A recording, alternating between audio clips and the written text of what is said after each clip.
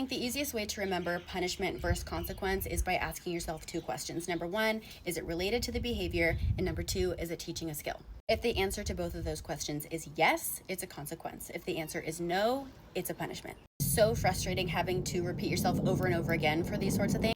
So easy to jump into that punishment mode. You didn't clean your room after I asked you 500 times, you lose TV for a week. I'm gonna assume your kids might be, I don't know, like 5 to 8.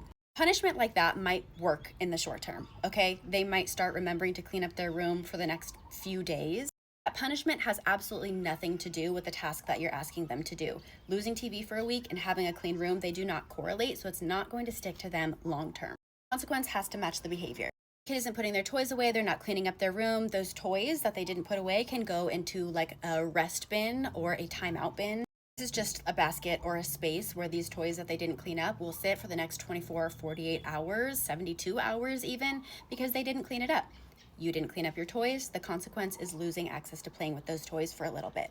Also show you what toys are important to your kids and maybe where you can declutter, because if your kid doesn't ask for those toys for the next 72 hours, maybe they don't really care about them anymore. Tread with caution there though, because if you get rid of those toys that they haven't asked for in a few days, they might start asking for them in 6 months and you have to be like, oops.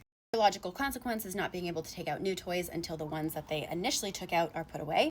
The way you would word it is super calm. Man, it looks like you weren't able to put your toys away when I asked you to. We're gonna have to put them in a little rest bin for the next couple of days to keep them safe. If they're on the floor, I don't wanna break them and step on them.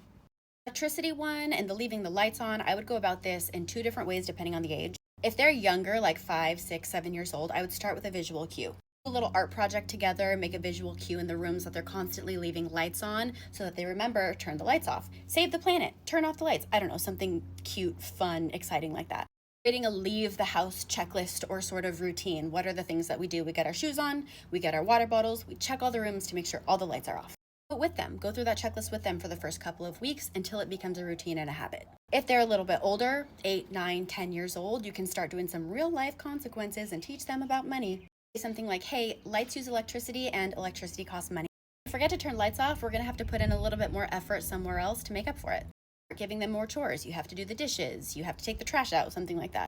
Also teaching them real life skills. Hey, you have a bill to pay, you forgot to leave your lights on, you're gonna have to work a little bit more to pay off that bill.